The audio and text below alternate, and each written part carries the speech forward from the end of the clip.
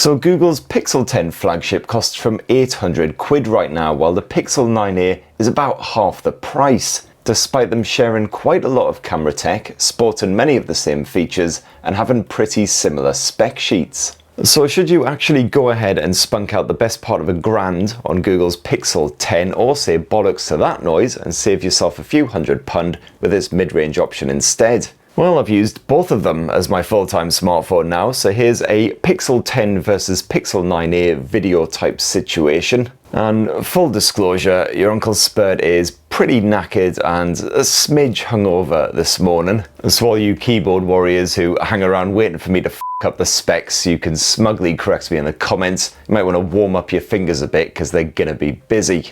Oh, and please do poke subscribe, ding that notifications bell, all the usual YouTube bollocks. Now stick them side by side, and the Pixel 9a and 10 are pretty similar. You might be struggling to tell them apart as they're both 6.3-inch smartphones. However, the main tell is that the Pixel 9a here on the left has slightly thicker bezels surrounding that screen, so as you can see, the dimensions have been ever so slightly increased. And the Pixel 9a is also the lighter of this pair. It's about 20 grams lighter than the Pixel 10, but neither are particularly hefty. And despite that iPhone-esque flat-edge chicanery, they're both pretty comfortable to clutch. And comparatively easy to use one-handed as well. The Pixel 10 actually wins in that department, not because of the slightly reduced bezels, but because you've got an actual proper camera bump, which doubles up as an exceptionally handy finger shelf. So just rest your pinky right there and away you go. Whereas unfortunately for the Pixel 9a, Google decided to ditch the old camera bump.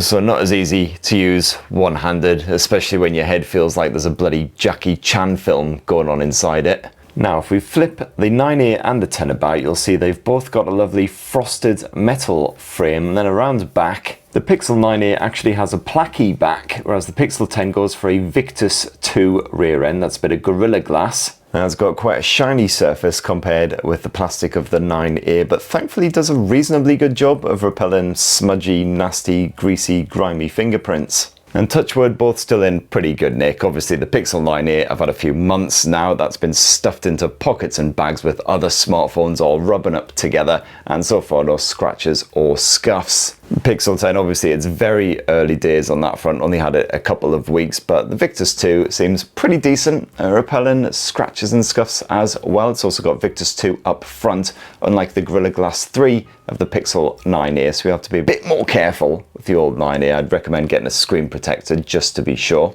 But they are both IP68 water and dust resistant as well, which is great news, especially for the 9a. Can actually tolerate being fully submerged in water for a short period, and yeah, sand and grit and dirt, not a problem. Now, you got yourself an in-display fingerprint sensor on both the Pixel 9a and the Pixel 10, but it is a basic optical scanner here on the 9a, whereas it is an ultrasonic scanner on the Pixel 10. That optical scanner, a bit more basic, just takes a simple 2D image of your fingerprint, whereas the super fancy pants ultrasonic scanner on the Pixel 10 actually records a 3D image of your fingerprint, so it's more accurate, more responsive. The upshot is the Pixel 10 is more likely to recognize you even if your hands are grubby or moist. Although to be fair, the Pixel 9a scanner is pretty decent in that regard as well. It rarely fails, unless you're so hungover that you completely miss the sensor. And you've got a pretty reliable bit of face unlock action on both as well. Works well as long as you're not wearing shades and a cap or something.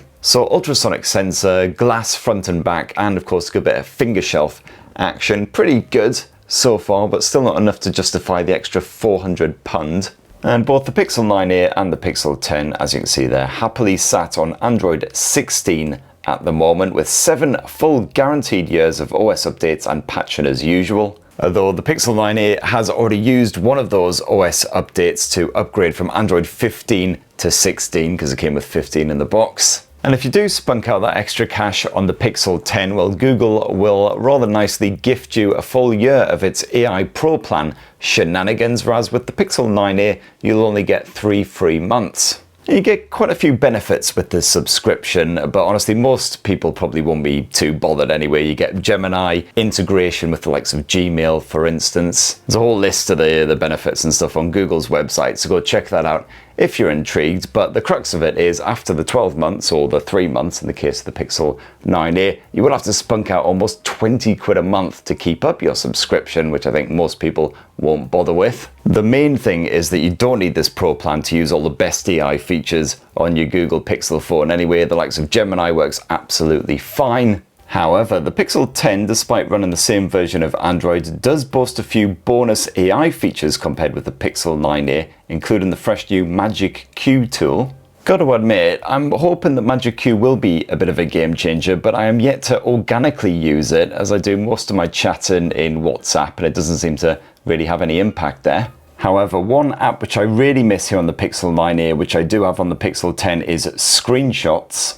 If you take a lot of screenshots of stuff like I do, because you've got a terrible memory, this will be an absolute game changer, because you can basically just pull information out of any screenshot and then you can search for it later, find it in a heartbeat. So even when you're hanging so bad that you're literally shaking like a shitting dog, you'll still quickly and easily be able to recall anything you need to. It's especially handy for any trips you're going to take. You can remember your flight information, any trains you're going to get, places you're going to stay, etc. But thankfully the Pixel 9a boasts most of the other Pixel exclusive features, including car crash detection. Don't get Pixel Satellite SOS, that's just on the Pixel 10. Got most of the same great security and privacy features as well, including the Titan M2 separate security chipset to store all of your biometrics and privates. You got your call screening, you got your VPN, yada yada yada. Well, if you live in America, it is worth bearing in mind that only the Pixel 9a actually offers physical SIM support for you. The Pixel 10 is eSIM only in your country, but it does support physical SIMs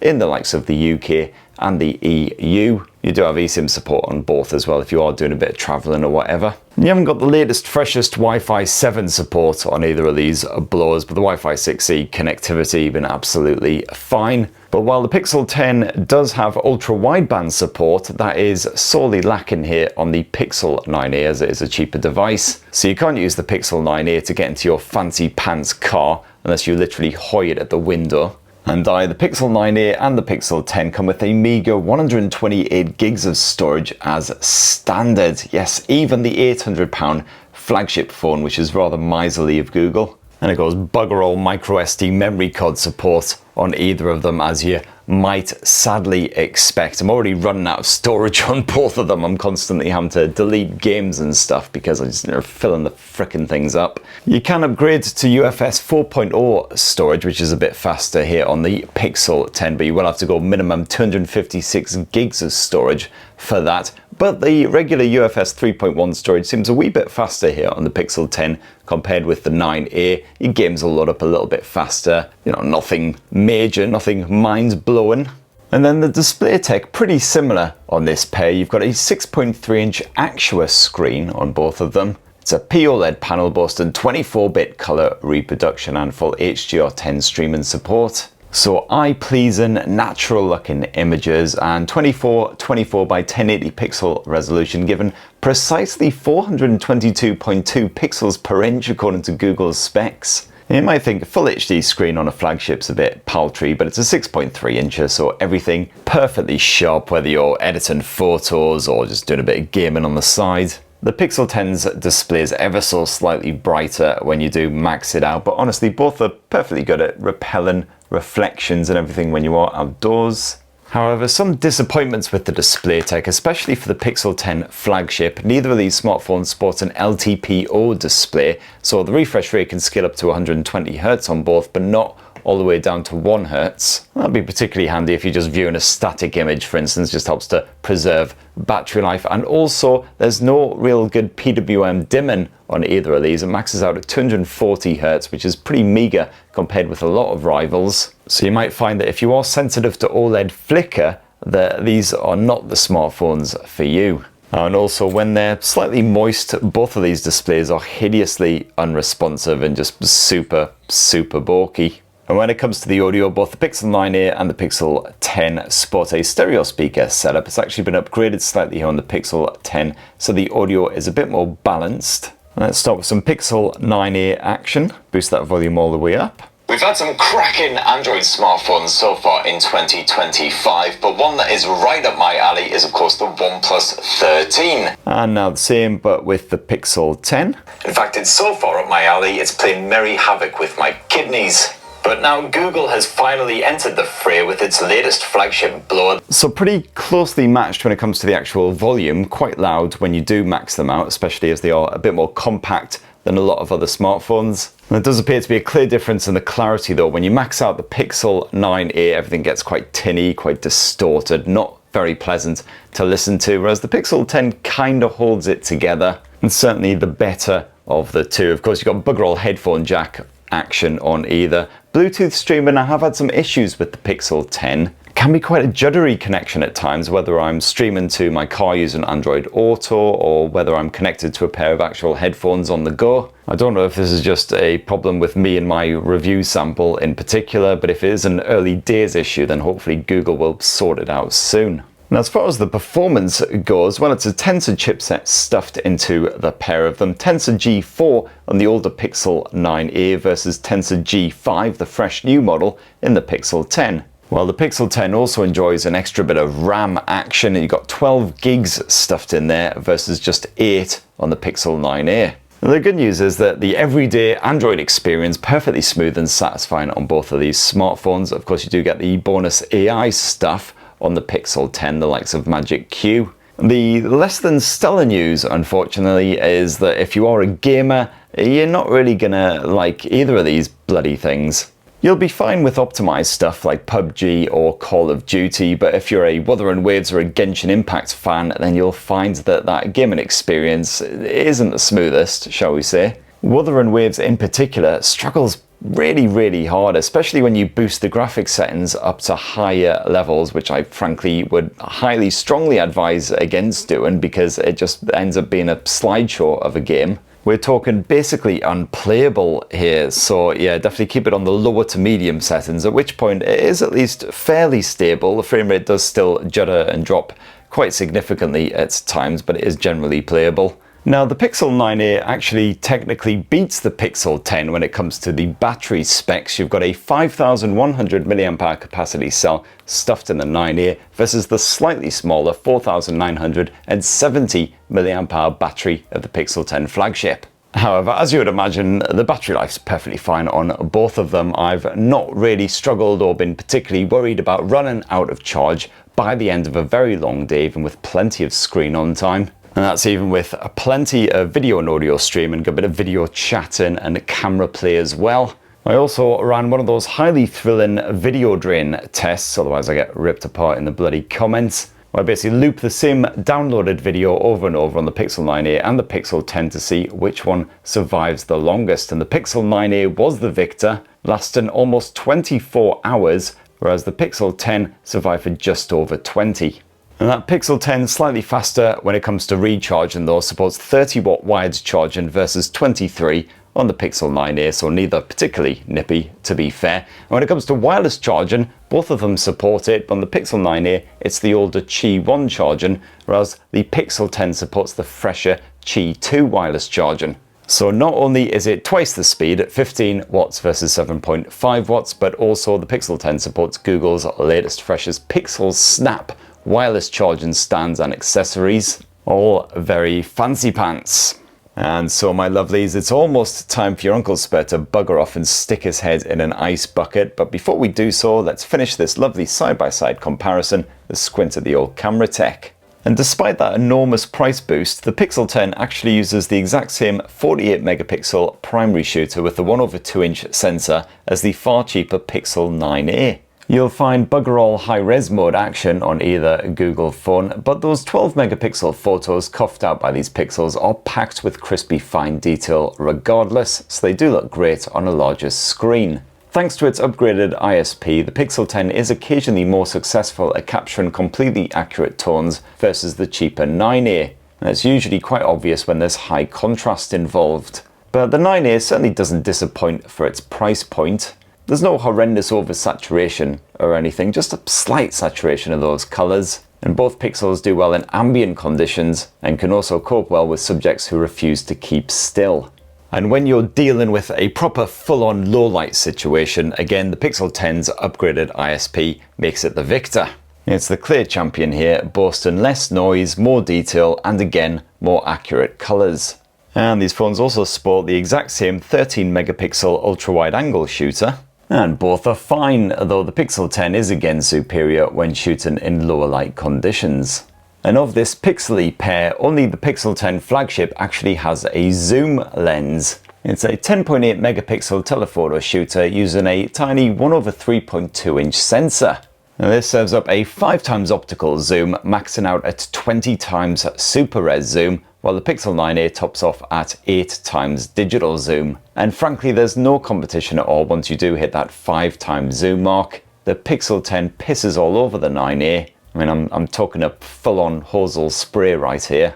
And that can be pretty handy if you're on holiday or you're trying to capture some more natural looking portrait shots. And naturally, you've got the same clever photo editing smarts on both as well, including a good bit of magic eraser. Let's give that a wee tap and then you can get rid of any annoying stragglers in the background, etc. You do have some bonus bits on the Pixel 10, including unblur, which to be honest doesn't really do that much anyway. You've now got auto best take as well. A few wee extras here and there, good bit of zoom enhance. And both the Pixel 9a and the Pixel 10 support up to 4K resolution video capture at 30 or 60 frames per second, although if you drop it to 30 FPS here on the Pixel 10, you do have support for 10-bit HDR recording, which you don't get here on the Pixel 9a. Quite handy if you're shooting in high contrast type situations.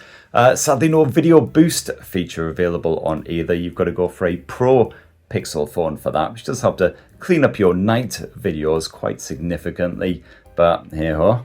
And it's a similar story around the front end of the Pixels as well. You've actually got a 13 megapixel shooter here on the Pixel 9a versus 10.5 on the Pixel 10, but you do actually have a bit of autofocus here on the Pixel 10 versus the fixed focus on the Pixel 9a. And once again, you can shoot 4K resolution footage at up to 60 frames per second, but on the Pixel 10, if you drop it to 30 FPS like I have done here, you do have that tasty HDR shenanigans. And there you have it, my lovelies. That in a delicious wee nutshell is the Google Pixel 9a versus the Pixel 10. And as you can see, it's pretty close together when it comes to the likes of the performance, the battery life, and even that camera tech to a degree. If you're not going to miss that zoom shooter on the Pixel 10, then the 9a is still a perfectly capable snapper. Pretty similar screen tech and everything as well. Of course, the Pixel 10 does boast a few extra bonus features, including the likes of Magic Q, which, to be fair, I haven't really found much of a use for so far. Hopefully that will improve